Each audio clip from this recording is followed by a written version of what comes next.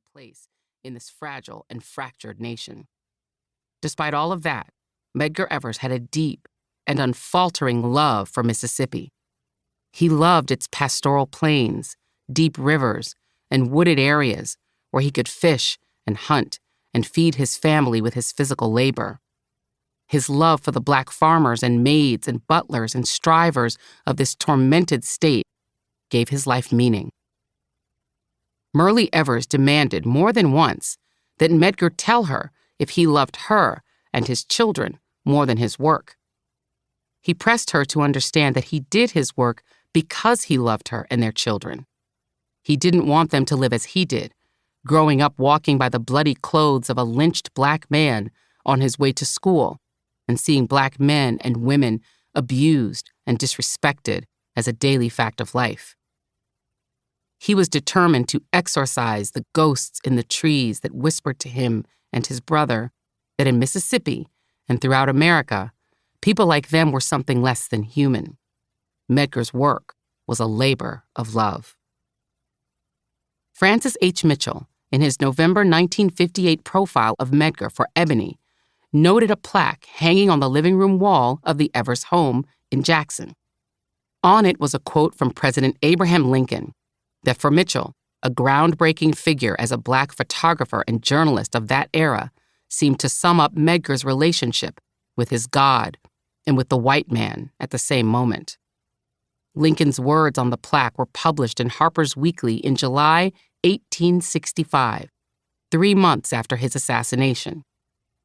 I have been driven many times to my knees by the overwhelming conviction that I had nowhere else to go.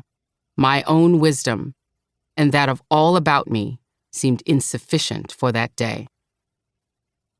James Baldwin, the eminent Black American author, met Medgar Evers shortly after New Year's Day in 1963, as Baldwin embarked on a lecture tour throughout the American South for the Congress on Racial Equality, in response to the violent riots that accompanied James Meredith's integration of the University of Mississippi months before. Meredith's bid to enter Ole Miss had been backed by Medgar, who had himself been rejected by the state's premier college simply because he was Black. Baldwin quickly became close to Medgar, and decades later recalled him as a great man, a beautiful man, and a troublemaker in the way that Baldwin respected, and that he possessed the calm of someone who knows they're going to die before their time, like Martin Luther King. Baldwin returned to the United States from self-exile in Paris in 1957 and dove into civil rights. He befriended each of the 3 men he declared to be the core triumvirate of the movement, Dr. King, Malcolm X, and Medgar. All 3 were troublemakers in the eyes of the racist white Southern establishment and the federal government, particularly the FBI, which also kept a file on Baldwin.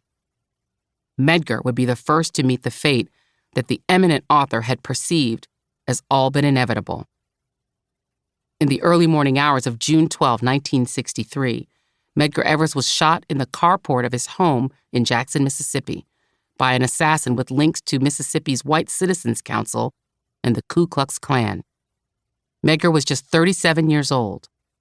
Myrlie, who was only 30, became the widowed single mother of 3 young children and the frightened and despondent but determined author of her martyred husband's legacy.